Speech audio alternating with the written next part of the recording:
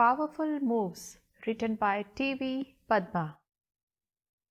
Padma Venkatraman, also known as T.V. Padma, was born in 1969. She is an Indian-born American author. She has written 20 books for young adults, including 3 novels, A Time to Dance, Island's End, and Climbing the Stairs. Today, we are going to read a wonderful story, Powerful Moves. What do you mean by powerful moves? It means strong moves that shape the action of the game. Do you know, children?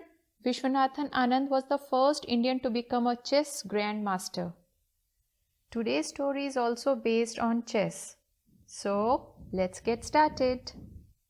It is believed that chess originated in India and was originally known as Chaturanga, literally the 4 divisions of military: infantry or foot soldiers, cavalry or soldiers on horses, charioteers and elephants. Later it came to be known as Shatranj. We often feel that someone is powerful when he or she displays physical strength. However, physical prowess is superficial. Prowess means bravery, and superficial means external, and can diminish with age and time. The real strength of a person's character lies in his wisdom. Wisdom means good sense, insight, a wise attitude. So, read this story to discover how wisdom is far superior to physical strength. There lived in ancient India a learned sage and creative teacher called Sissa, the inventor of chess. Everyone in the kingdom enjoyed playing chess, including Shriram, the king. One morning, as the king moved one of the gilded pieces on his marble chessboard, gilded means painted or covered with gold, he asked, "Who invented this remarkable game?" "One of your own subjects, sir," replied a courtier, "a wise man by the name of Sissa." "I must reward this man. Request him to come to the court," he commanded. At once, a group of soldiers and courtiers immediately went to Sissa's village, and the very next morning he entered the king's court, dressed in well-worn clothes. Looking at his simple demeanor, appearance, the king asked in surprise, "You invented this game?" Sissa smiled and nodded. The king looked at the sage and said, "Ask for anything you desire, and it shall be yours." Sissa thought hard. His silence troubled the king. "Do not hesitate," he said. "You have to only tell me what you desire, and I shall give it to you." "Generous king," said Sissa, "I am a simple sage, and my needs too are simple. I ask only for this: some grain from your granary." Granary, a building used for storing grain. "Grain?" said the king in surprise. "Surely. Do you want something else?" "Grains of wheat are all that I want," replied Sissa gently. "As it is the power of my chessboard that brought me here, I ask that you give me grains of wheat in exchange for the squares on your chessboard. For the first square, I would like 2 grains of wheat. For the second, I would like 2 multiplied by itself, which is 4 grains of wheat. For the third, 2 must be multiplied by itself thrice. And for the fourth, 2 must be multiplied by itself 4 times, and so on, until the 64th square." "Is that all? Are you sure?" "I am certain," said Sissa. "The grains of wheat you give me will follow the sequence 2, 4, 8, 16, and so on." "If this is what you wish, consider it given," said the king. "I took you for a wise man, but now I wonder. Take your sack of grain and you may return to your village." "I am an old man, sir," said Sisa. Even a small sack of grain would be too heavy for me to carry. May I ask that you send this grain to my village? Of course, said the king. Your grain will reach you by sunset. Sisa smiled and left. The king spent the rest of the day busy with the affairs of his kingdom, leaving the prime minister to see to Sisa's reward. When the sun had almost set, the king realized that the prime minister had still not returned from the granary and called him. The prime minister walked up to the throne a few minutes later and stood nervously looking at the floor. Has that foolish sage sack of grain been sent to him yet? The king asked.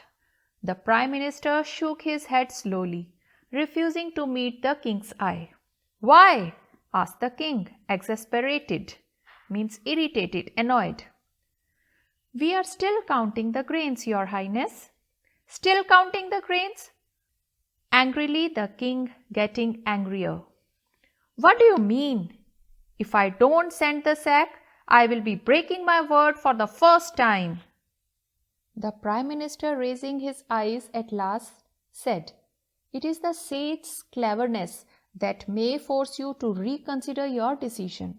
The king shouted, I never reconsider. Get someone who is good at counting to help you and make sure the reward is dispensed by sunset tomorrow. Dispensed means given. I will do my best, sir, said the prime minister. The next evening, the king asked for the prime minister again. Instead, the royal astronomer, who was known for his skill with numbers and calculation, met him. Your Highness, I request your permission to speak. What is that careless fool doing? Yelled the king. The astronomer calmly suggested. Why don't we sit down and talk it over? He continued quickly. You do not have enough grain in your granary or enough money in your treasury to buy the amount of grain that you have promised to give him. That's impossible, hissed the king. Let me show you why, said the astronomer. With a flourish, he wrote down the numbers from 1 to 64 in a long column on the left of a scroll. Scroll means a roll of paper. For the first square on the chessboard, we owe Sisa just 2 grains of wheat. For the second, 2 is multiplied by itself, which is 4 grains of wheat, and so on until the 64th square. So what? Said the king. We must then add up all the wheat grains we get from the sequence of 2 from the first till the final square. How long does that take? Your Highness, said the royal astronomer, I have no doubt that you will be able to work it out on your own. Why don't you tell us what the final figure is? Sure, said the king. I can do it in my head. He sat still for a few minutes, absorbed in calculation. Give me that scroll, would you please? He said after a while. I am losing track of it in my head with all those 2's, but it will be easier on paper. The royal astronomer handed him the scroll and slipped away quietly. The king spent that night working out the problem. As the sun rose the next morning, the king summoned the prime minister.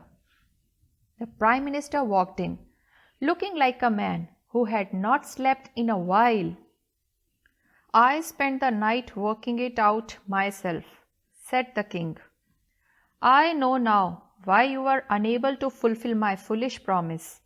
For the 64th square alone, we owe him about trillions of wheat grains. The royal architect told me that a cubic meter of wheat contains about 1 crore 50 lakh grains. I have been trying to imagine how large a granary could hold the amount of grain that Sisa requested. The prime minister nodded wearily. If all the land on earth was sown with wheat, sir, it would still not yield the grain we have promised, he said softly. King Shriram smiled. Yes, I know, he said. You deserve some sleep, my good man, but before that, Make sure you request that Sisa be brought to court again. The next day, when Sisa arrived, the king lay down flat on the ground, himself before the sage. You have defeated me, he said. There is not enough grain in all the world to satisfy your request. Sisa smiled. I don't need your grain, he said, but there are many in your kingdom who do. Giving brings more joy, happiness and satisfaction than wealth and riches. The king bowed his head and Sisa blessed him and departed. So children, what is the moral of the story? Moral is, don't judge a book by its cover. This proverb suits the story because the king judged Sisa by his appearance and took his word at face value. He thought that Sisa had foolishly requested for an extremely humble reward when he could have asked for much more. However, in the process of fulfilling Sisa's request, the king finally realized that the request was neither simple nor was he capable of fulfilling it. And this finally humbled the king himself. So children, wisdom is more important than power. The powerful king was finally forced to accept his defeat as he was humbled by the wisdom of Sisa. I hope you enjoyed the story. Thank you.